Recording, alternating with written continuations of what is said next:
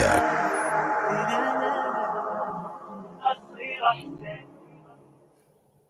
The time is just gone 9:33 a.m. We continue with the show this morning, and it's time now to link up with the CEO of Penny Appeal South Africa. We're talking with Shanaz Parak. It is the start of the academic year.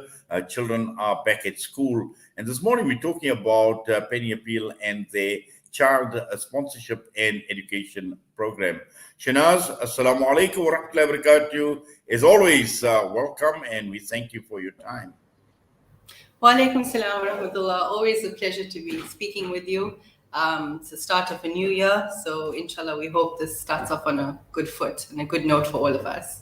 Yes, and we know Penny Appeal has been extensively involved in education, in child sponsorship, and the projects that we've spoken about over the years. There've been just so much that Penny Appeal has been involved in, and it's the start of a brand new year, a fresh year again. And also, I suppose, at this time of the year, to look at what you've achieved, but also looking ahead in terms of what Penny Appeal plans to do in the education space. Undoubtedly, the beginning of the year for a lot of people, corporates, individuals, brings about talk of, new things, new year, new me as we go about. At Penny Appeal, we're really thrilled to be able to have the opportunity to implement our seasonal campaign, which primarily at this part of the year focuses a lot on two aspects. Firstly, like you mentioned, the child sponsorship program, and that ties in directly with our Education First campaign as well. Now, the child sponsorship program is something that Penny Appeal South Africa has been running for the last 2 years. Alhamdulillah, we're really ecstatic to report that last year we were able to support 50 children as a pilot project for child sponsorships. And this primarily focuses on orphaned and vulnerable children who are residing within communities who require assistance. They've lost either one parent, some of them have lost both parents. In certain instances, we found that there are children who have been abandoned. Both parents have fled. We've done interview intakes where we've heard of parents passing away due to illness. We, as much as possible, we try and ensure that we serve all types of children in communities, not specifically focusing on one type or one religion. It is open to all.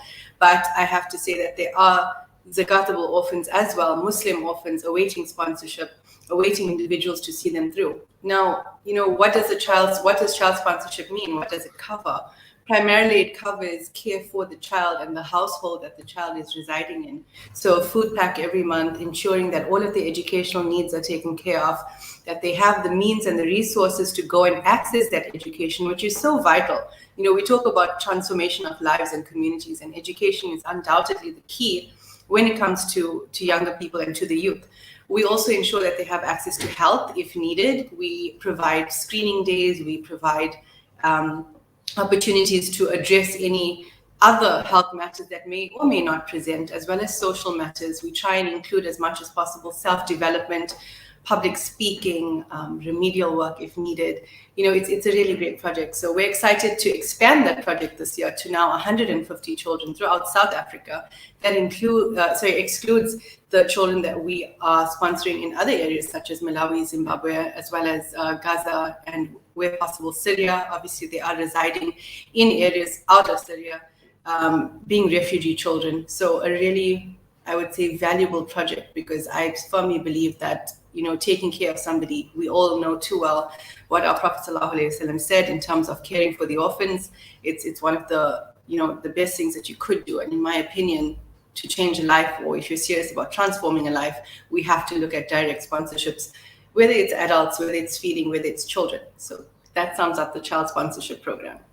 Yes, and also, Shanaz, I think what is important, and as you mentioned, the pilot project, is the holistic approach towards the child sponsorship program, but also at the same time, I suppose, with the pilot project, many valuable lessons have been learned. And now that you are extending this project, and it's not only about the numbers game, but also in terms about the value add. And I suppose this is where the lessons learned from the pilot project come in very, very handy, so that you improve all the time as you proceed with this initiative. Definitely. I think we speak of lessons learned, and one of the things that really stands out to me, and one of the things that we thought of when we devised this concept originally, it was because we needed to find a way of supporting the many children in the communities that we work in, that we kept seeing who needed assistance, needed help with this, certain things. And we realized there was no actual tailored fit. So we came up with a project that, like you said, covers everything holistically. But I think over and above that, the lesson is that we want to be able to provide a project that enables these children to become contributors to society, to be included in society. Very often we hear the word orphan, and you haven't really heard me saying that. The project was initially termed Orphan Kind, which is great, but again, in terms of stigmatization, what are we actually saying to society and to these children in terms of being an orphan? Are we enabling stigmatization? Are we enabling the concept of institutionalization of children who don't have parents or children who are abandoned? I'm not saying by any means that these are the wrong things to do. I just feel that with the way society is going and the way we need to start rethinking about how we're doing things, community inclusion is vital. Working with children in guardian households, they say it takes a village to raise a child. I very much feel that this is the right way to proceed, and we hope to grow the sponsorship program. We even make allowances for people who may not be able to afford the full value of the sponsorship for the child. You're able to contribute just towards the Orphan and Vulnerable Children Fund or the Orphan General Fund. That allows for us to use it as a part of sorts, if you think of it that way, to be able to supplement and reach more children as much as we can where possible. Yes, Shanaz, and I also just want to just touch a bit on the education program in itself. Okay, and what does this actually mean for the child in terms of the value that it would bring in the child's life with an education program of the sort? Education, it's the most formative part of a child's childhood. It's something that provides stability to a child, regardless of what their background may be, whether you're orphaned or not orphaned, whether you come from really horrendous, background in terms of the living conditions. It's a formal platform. It's a stable platform for a child to access what is the start of building on their knowledge base and building on their skills for them to be able to transform themselves out of the poverty cycle. It's a simple step. A child who accesses education is able to, hopefully, we hope, further themselves if they have the right resources. They can then become breadwinners, not only for supporting themselves once they, complete school. What about their families and the value that they add back? If we look at some of the really successful bursary programs, why are they successful? They're successful because they've provided tools and resources for education for somebody to go out and earn a living. So Penny Appeal looks at providing in those formative years access and resources to accessing quality education. Now, in the past, some of our projects have included support to schools so that schools have actual structures to be able to provide education to vulnerable communities. We've provided mobile desks, which can be considered as resources to children who don't actually have mobile desks or have any desk for that matter, either at home or even in the school. We've now extended it to be ongoing. And so our projects such as the Breakfast Club, which looks at providing a nutritious breakfast meal at the start of every school day to children. It's important because nutrition, you need to have a child who is adequately fed, who is not focused on hunger while they're in the classroom. They're focused on learning. So providing nutrition is something we have prioritized. Again, a holistic approach. Over and above that, the provision of stationery is not only to the children that we sponsor.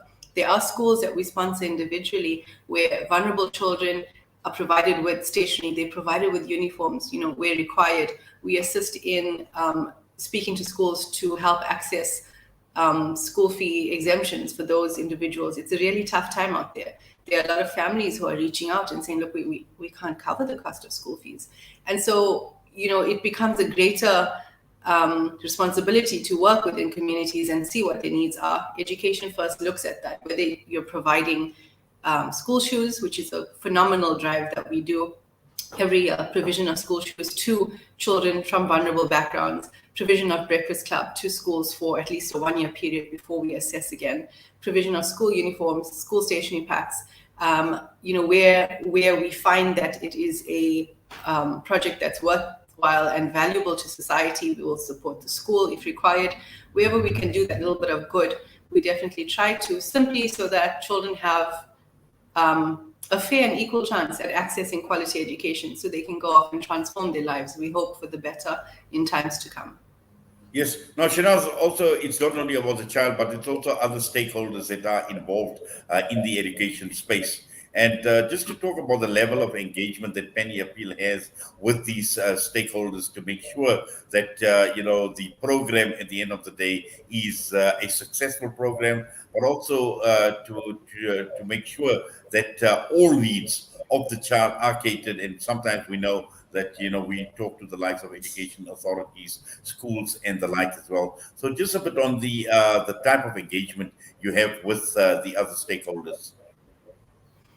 Stakeholder engagement is so vital, when we talk about community development and engagement. And I think through all of our projects, the foundation of any project is, do we have access into that community? Do we have permission to work in that community? Is this what the community needs? And then who are our focal points? If we look at a project such as Education First, it primarily involves us being able to identify schools, meet with schools, work with principals, at times governing bodies. If I think now, just quickly off the top of my head, towards the end of last year, in November and December, we rolled out an estimated 6 food gardens in schools to teach children about nutrition and provide them with resources and training on growing their own food.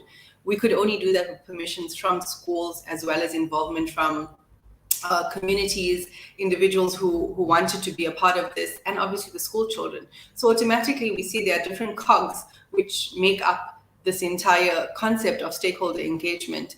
With education for our Breakfast Club project, we have to have support from mothers in the community, those individuals who walk children to school. Are they willing to come in at 7 a.m. or 7:30 a.m. and prepare the breakfast meals to feed these children? We rely quite heavily on relationship building, on networking, on ensuring that we're able to work with communities, work with school governing bodies. In the case of child sponsorships, work with the guardians of these children. There's a lot of one-on-one interaction that goes on behind the scenes, because we'd like to have a one-size-fits-all for these children that we sponsor. But unfortunately, each life is different, because as human beings, we're all different. Our needs are different. So a lot of stakeholder engagement, a lot of engagement between the team here at Penny Appeal, the programs team on the ground, as well as community leaders in terms of masjids, the mosque committees, mulanas, imams, there are teachers, there are guardians. We try and work as much as we can directly with counselors in areas. In terms of education, we also try and ensure that we're communicating with the necessary bodies. So definitely a lot of communication and engagement with communities, with individuals who are like-minded in approach and who are able to understand the importance of the work that's been done. So we, as always at Penny Appeal here, South Africa, we enjoy stakeholder engagement. We enjoy communicating with people, building relationships. Honestly, I think that's the best way to try and change the world. Build those bridges, build communities, work with them, and inshallah, we hope for the best. Yes, and just finally, people wanting to contribute towards this project, Shanaz. Both projects are up on our website. We have a brief summary of projects up on our website, but a lot of the ongoing project feedback and activities that we undertake is available for viewing on our Instagram and Facebook page, because social media is updated constantly. So you'll find us on social media under Penny Appeal SA or Penny Appeal South Africa, and you can visit our website to donate. There's a quick donate button which would take you about 7 minutes. It's totally secure. It is, a really quick way to donate, to be able to make your commitment, and that's at www.pennyappeal.org.za. You're also able to find the banking details on that website under the tab that says ways to donate. And you're able to find our details. Reach out to us. We love answering questions. We love hearing from members of the public in terms of tailor-made projects or tailor-made sadka projects, whatever it is that you may need, even if it means you'd like to volunteer, we welcome that all the time. If you have a skill you can contribute, if you are in some way an active community member, please reach out to us. We're always looking to build our networks. It may not be immediately, but inshallah in the foreseeable future, I'm sure our paths will cross. So please do reach out to us. Well, Shanaz, as always, an absolute pleasure engaging with you and with Penny Appeal. We wish you all the best and also success in these projects that you have been talking about. Allah accept, Allah reward your efforts. Assalamu alaikum wa rahmatullahi wa barakatuh. Wa alaikum salam wa rahmatullah. Take care. Shanaz Parak, CEO of Penny Appeal South Africa, with us this morning. And with that, we're going to go for a break. We come back. We're still talking about environmental risks that have dominated the World Economic Forum 2022, a global risk report.